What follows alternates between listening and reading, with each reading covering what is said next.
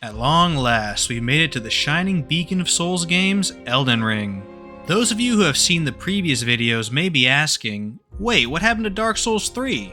And to that I say, Anyways, Elden Ring is famous for its build variety. It's possible to beat the game maining any weapon, but there are definitely some that are worse than others. And at the bottom of that stinky, smelly trash can are Greatbows. These glorified shirt cannons suffer from poor scaling, low ammo count, lack of infusions, lack of status arrows, and worst of all, attack so slow that it is nigh impossible to hit certain bosses without risking a cheeky hit in return. These are meant to be used as a backup option for strength chads, not something to run full time like you're a fat and slow Legolas. Who would be crazy enough to do that? So I decided to use one of the more interesting options, the Lion Greatbow. Since I am actually decent at this game too, unlike Dark Souls 2, oh please get on my screen, not again, not again! I decided to up the ante a bit for this challenge run. So without further ado, let's ask, can you beat Elden Ring Deathless using just the Lion Greatbow? Before we get into it, this entire run was streamed on my Twitch and uploaded to my VOD channel. I do a bunch of Deathless Elden Ring runs there too, links in the description. For this run, I must only use the Lion Greatbow to damage and kill all 26 Remembrance bosses, as well as any bosses that stand in the way like Godskin Duo. I cannot use summons of any kind, multiplayer or otherwise. I cannot die, and I will play in New Game Plus, since the Lion Greatbow is a Remembrance drop from Radahn, so it is not possible to kill him with his own weapon in New Game, obviously. For New Game Plus, I start off with a level 150 character and 0 runes, and items like golden seeds and smithing stones are already collected just like they would be in an ordinary New Game Plus run. Thank frick, no farming this time. Since I have the entire build functional at the start, I will very quickly explain everything. Lion Greatbow has 54 strength scaling and 45 dex scaling, both pretty bad but typical for Greatbows. All arrow attacks do pierce damage, which confers a bonus 30% damage when enemies are throwing out attack hitboxes. Lion Greatbow does 20% additional damage to gravity enemies, which in this run amounts to a whopping 1! Wow, so helpful! When using its preferred ammo, Radahn Spears, Lion Greatbow does 20% more damage, and this bonus stacks. That means I can duplicate my Radahn Remembrance from New Game and have a second one in my offhand, so I have 2 bonuses. That's very substantial and another reason to run New Game Plus if you're crazy enough to try this challenge.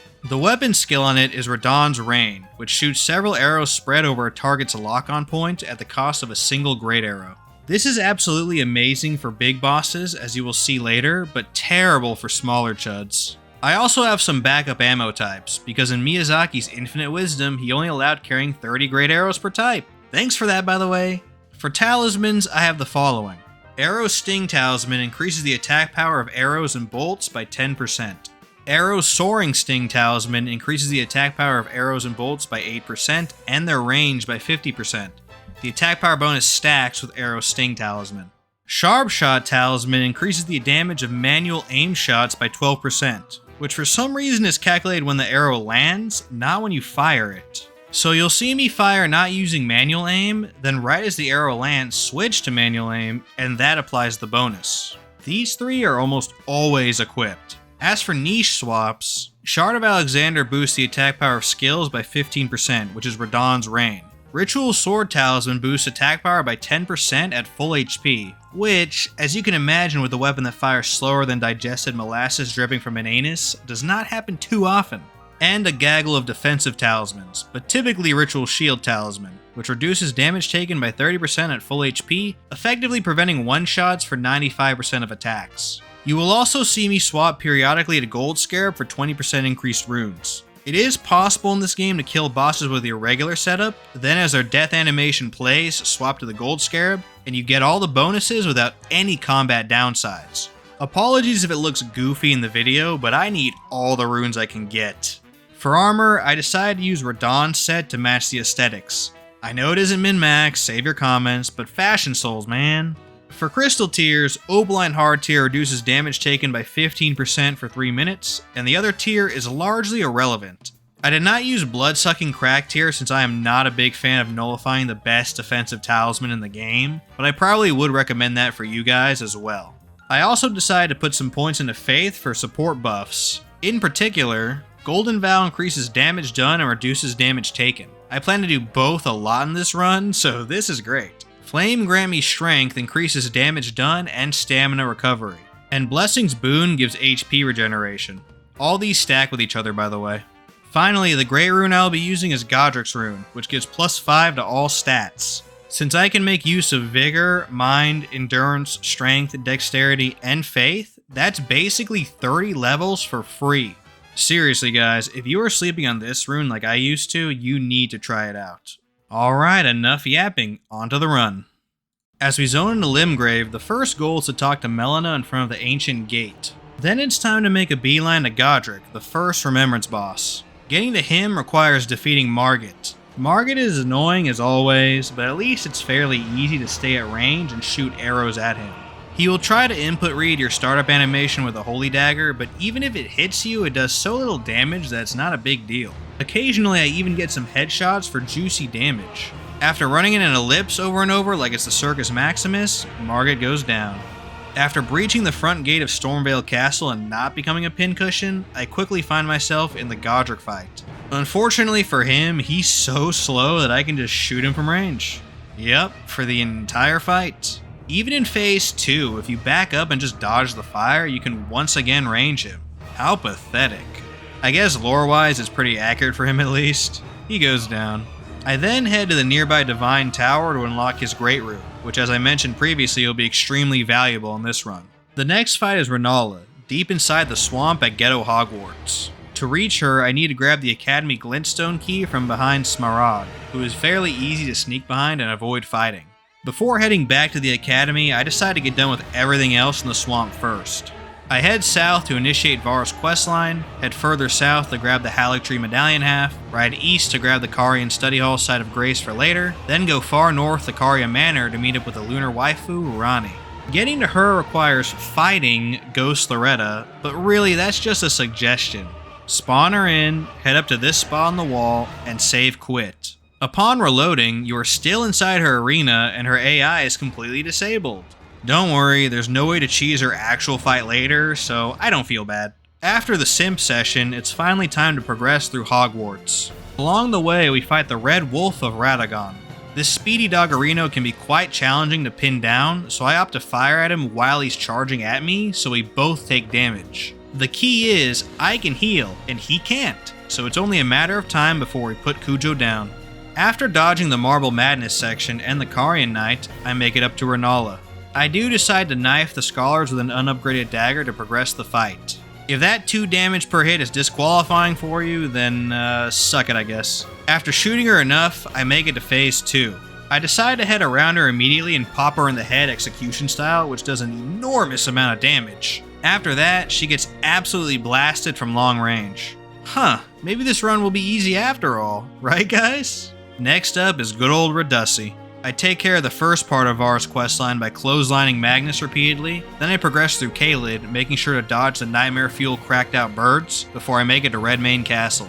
Unfortunately, you can't shoot Greatbows from horseback, add that to the pile of negatives, so I can't go all out Genghis Khan on Radahn. Instead, I settle for baiting his long animation attacks, getting away on horseback, dismounting, and attacking. This gets me through Phase 1 just fine. In Phase 2, I rely on precision aim shots in order to overnight deliver arrowheads to his head, dealing a huge amount of damage. After he repeatedly tries to dash away as I'm peppering him with arrows, he dies. After cleaning up Var's questline by making Irina look like a Looney Tunes character, I acquire the Pureblood Knight's Medal, allowing me to face Mohg very early in the run. This is beneficial because Mohg tends to be on the easy side of bosses while still carrying a boatload of runes, so it's a great power spike. After sprinting through his mausoleum without any issue, I arrive at the boss room. Mohg's arena is unusually elongated, just like he is when looking at Mikola, so it's very easy to shoot him from range until he's close to an edge, bait an attack, run across the room, and repeat. Even in Phase 2 with more gap closers, it's still possible to repeat this loop. After miles of distance running back and forth, I eventually embed enough arrows into him. After the Gold Scarab boost and a Gold Pickled Foulfoot, he gives a whopping 1.3 million runes, allowing me to acquire a bunch of points in Faith for those sweet, sweet buffs later. It's time for the big city. After riding through Altus Plateau, I make it to the Draconic Tree Sentinel. In case you don't know, it is easy to sneak behind him, forcing him to turn around whenever you initiate the fight for an even longer opening. I simply pepper him with Radahn's Rain to get him to phase 2 instantly, and then I wait for his extremely slow shield attacks and his AoE lightning to get some shots in.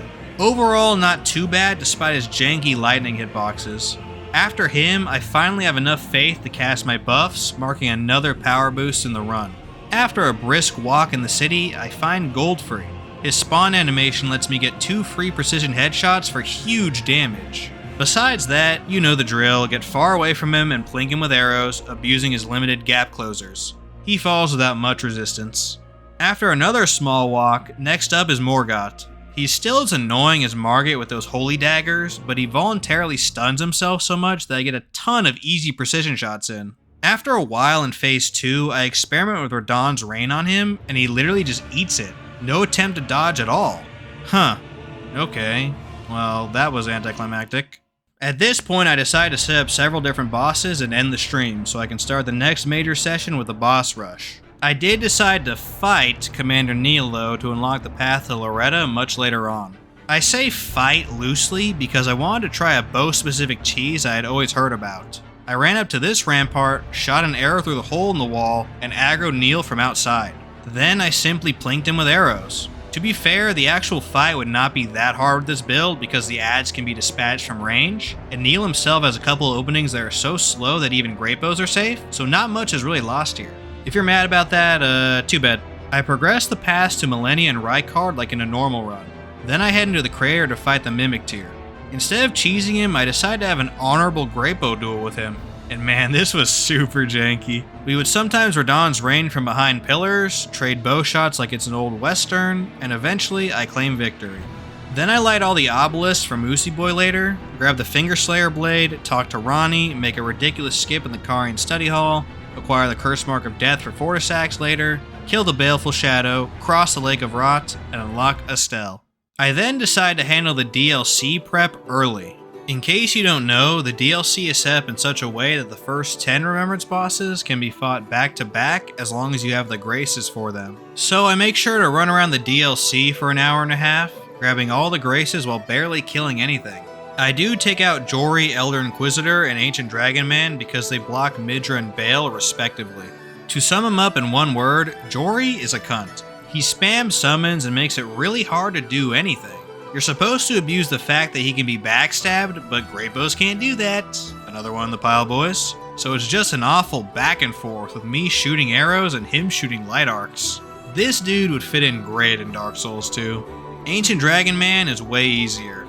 He may have the worst poison in the game among all bosses, since he is essentially a naked NPC, so all I gotta do is wait for him to start an attack animation with my arrow already drawn, and release. His Dragon Communion incantations can actually one-shot me, but they are very limited in range, so just outrun them.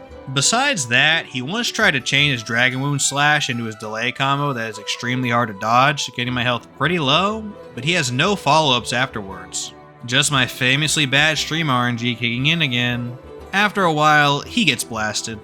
Besides that, I make sure to kill Hornscent, avoid giving Freyja the letter, and never talk to Moore so that the NPC fight later on is a 2v1 rather than a 5v1.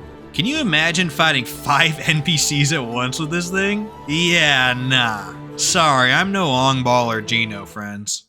Enough DLC shenanigans for now. After running to Astel's boss room, it's time to face him.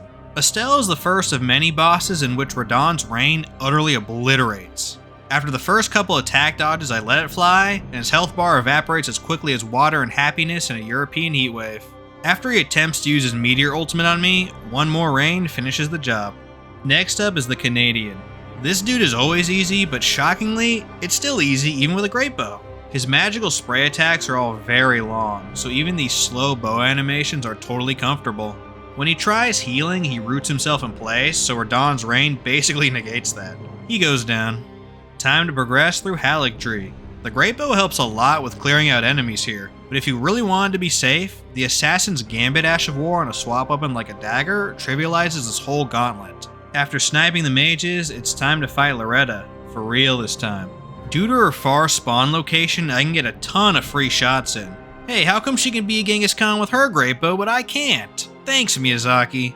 She tends to stunlock herself in animations a bunch, particularly when summoning glint blades or prepping her Greatbow, so there are a ton of openings to hit her with a Radahn spear.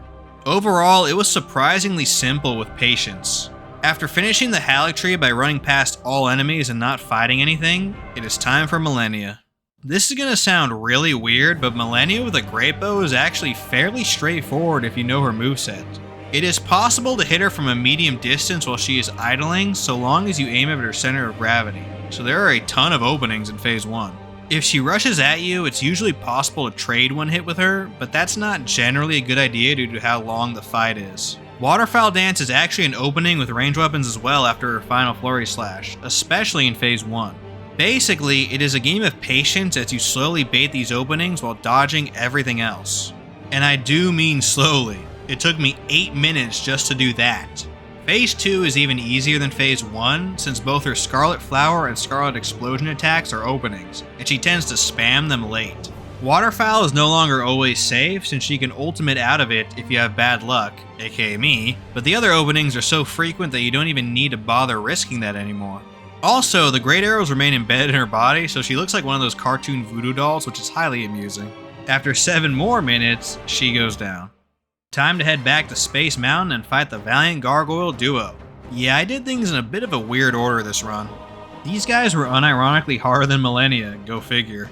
I ran into all the classic problems with this fight. Poison reaching in strange and seemingly glitchy ways, both gargoyles womboing you to the point that dodging's impossible, and them alternating aggro to maximize the amount of time they were both alive. Annoying for sure, but by now I am so tanky that even on their worst behavior they cannot kill me.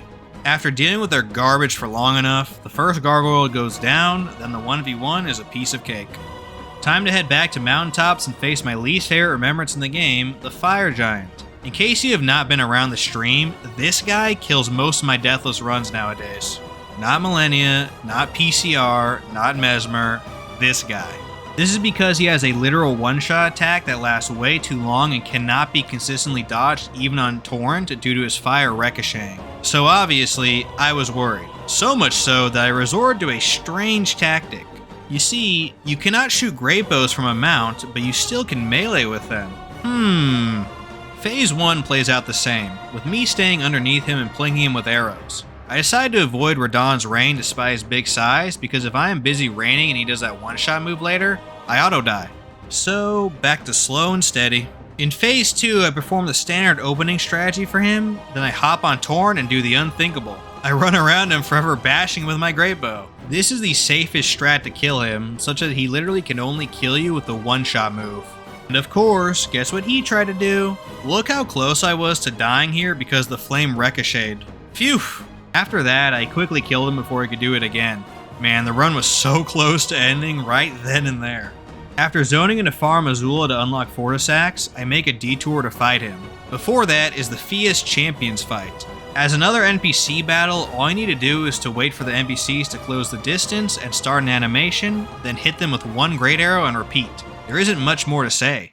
After giving Fia the curse mark, it's time to fight Fortissax.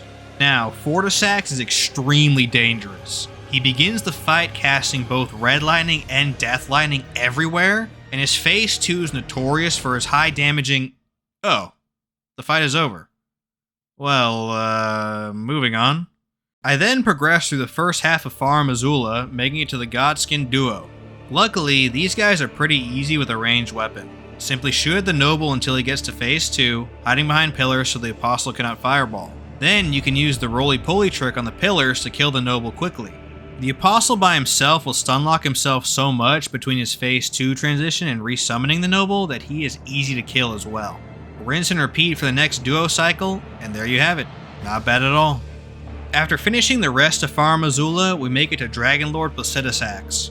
He is a big dragon with an equally massive hitbox, slow attacks, and he barely moves. So guess what totally shreds his HP? Yeah, I'm not kidding. He doesn't even get the chance to do his cross-map Thundercloud form. What a joke. Next up is Maliketh. I always find Phase 1 harder than Phase 2 for some reason, and this was no exception. I decided to dance around the poles like a stripper, trying to pre-fire shots into him.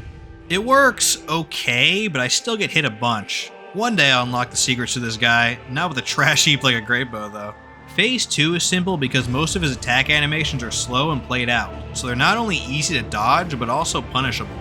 He can only hit me after firing, because for some reason, even if you fire your shot successfully, you cannot dodge for a half second or so afterwards. Another downside.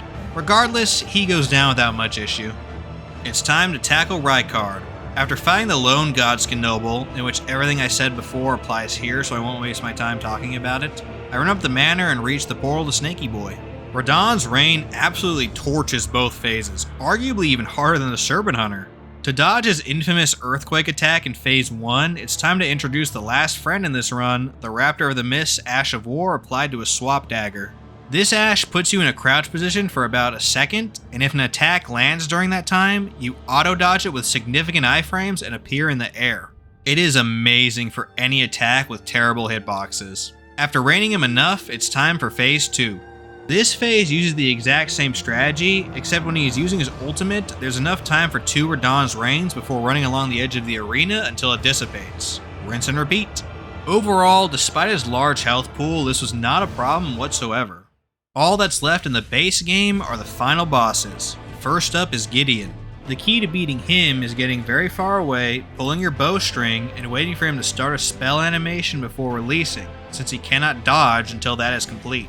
The Comet spell is the only one to worry about using this strategy, and even if he gets it off, you have plenty of time to heal on account of him just eating a face full of bodkin. He goes down without much issue. Godfrey is the first boss where his moveset is so unbelievably fast that only a couple openings exist. And for all those bosses, get ready for a 10 to 20 minute encounter. In both phases, the only chances you have with zero risk are what I call the ground pound attacks, which let you get a single shot off. So, after I push him to Phase 2, I literally just punish that over and over, running around like a scared cuck until he decides to use the ground pound again. Honorable? No. Grossly effective? Yes sirree. I went into this run thinking that Radahn would be the first death and by far the hardest fight in the base game. This is because, like Godfrey, his moveset is way too fast to punish, with the exception of a couple hammer attacks. I also just straight up suck at this fight even without a Greatbow, so I focused up hard here. The goal is to punish his hammer AoE attacks using Blessing's Boon and Healing Flask to tank through the occasional trade. His Phase 2 transition is by far his largest opening, so I make sure to punish it properly with a jump attack and a roll attack. After being reduced to just 4 flasks, I managed to trade enough times to take him down. Luckily, Elden Beast is far easier by comparison. Big and slow boss plus Radahn's Rain means he gets cleaned up very quickly. When he casts Elden Stars, I run underneath it so it does not get hyperspeed, and then I continue fighting him from range. After he attempts to aura farm towards me, I turn him into the Elden Porcupine, and he goes down. At this moment, I knew that it was possible to actually do this deathless, so I ended stream for the day and began preparing myself for the absolute insanity that awaited me in the DLC.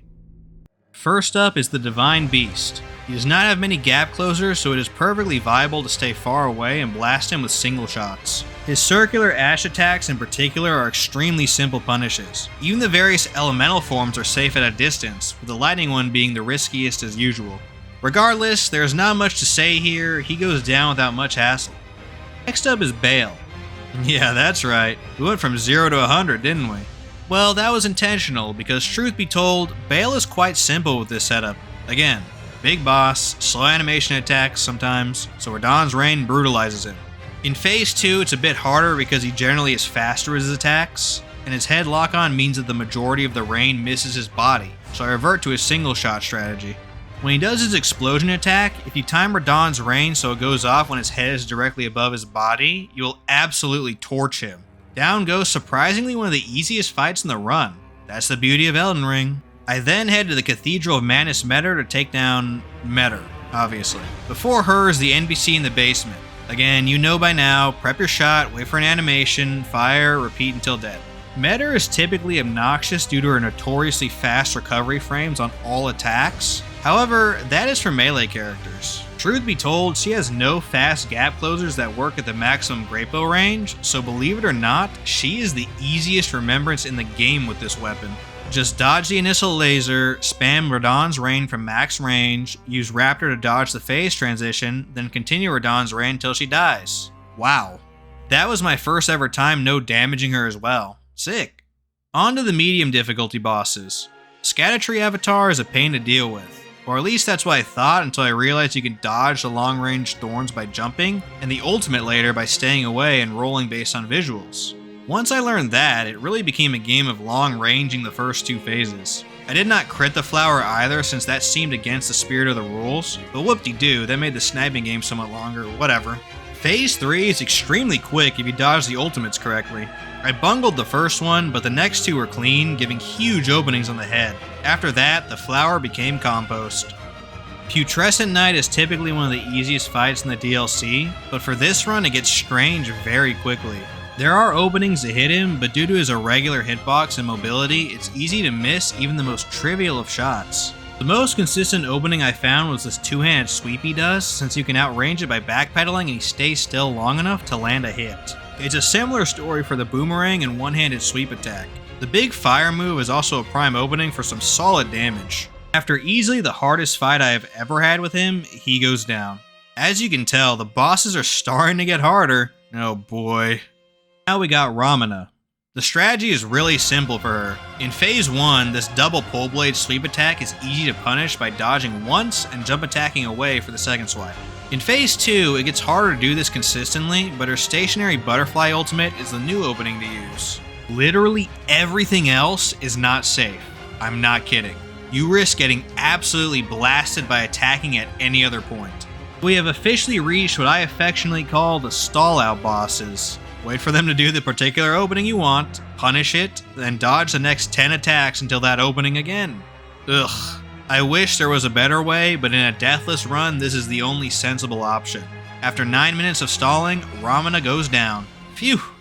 From this point on, the remaining bosses are all ludicrously hard, because their movesets are so fast and so dangerous that it becomes impossible to punish safely besides 1 or 2 moves per boss. Rennala is the first one up. She is so spammy with her combos, but unlike the bosses so far, she has several large gap closers as well. The Glintblade attacks are punishable because she gets stuck in an animation and therefore cannot dodge. The Twin Moon ultimate is also an opening due to its jump attack nature, which allows me to start the lengthy firing animation mid-air and save some time. When she dashes forward, I accept that she will hit me and I choose to trade damage with her. This requires a boatload of healing flasks, but also causes a ton of damage due to the arrows benefiting from the 30% increased counter damage on pierce attacks. With only 2 healing flasks left, I managed to down her after 10 minutes. Time to fight Pig Boy. To deal with Gaius' first charge, go behind this wall and 90% of the time it misses. This is also an opening for a precision shot. After that, the only safe openings are the Boar and Gaius Flurry Slash and the point blank charge. Everything else, yep, just dodge until the good moves happen. In phase 2, his spinning gravity thrust attack is also an opening. All of these benefit from precision shots, by the way, so that's a great talisman option here.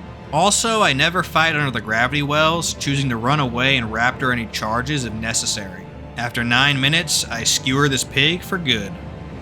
I then head over to Shadow Keep and fight Mesmer the Impaler.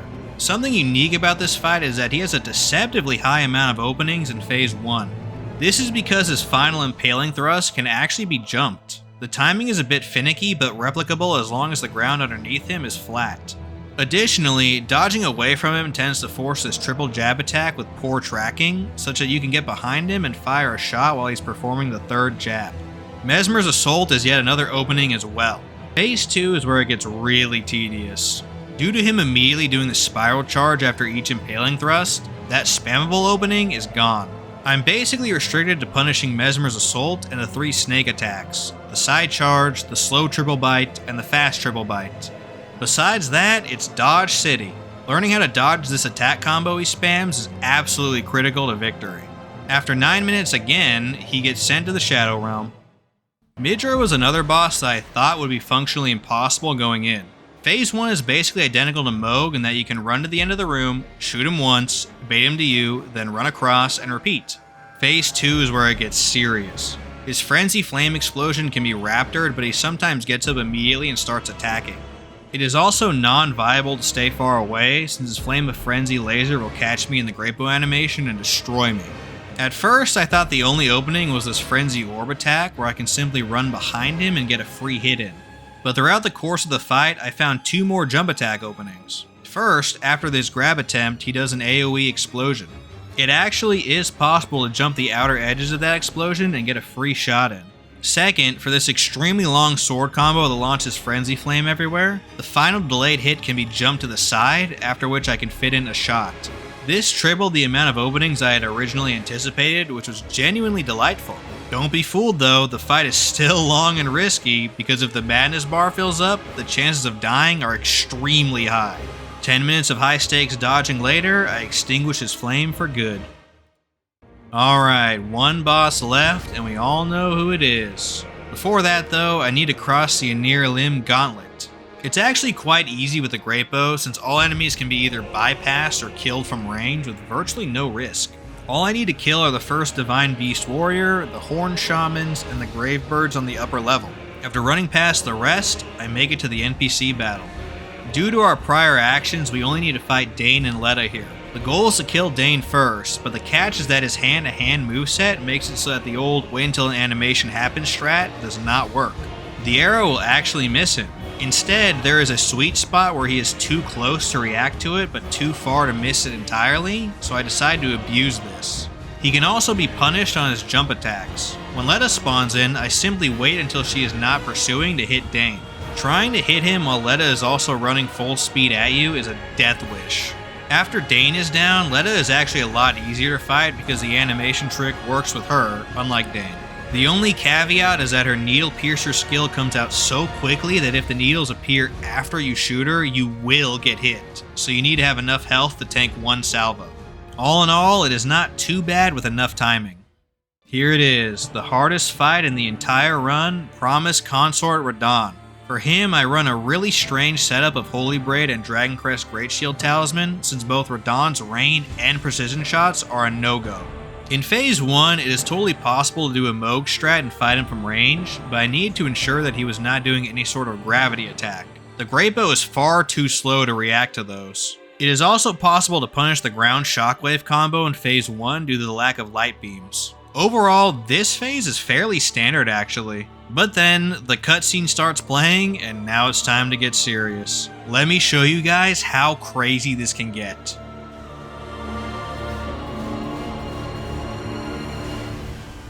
We can get it here. Yep, come on.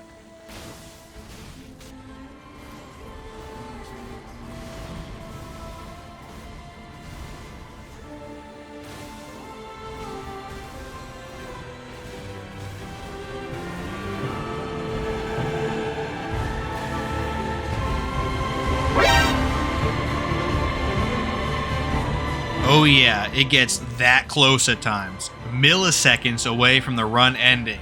Holy!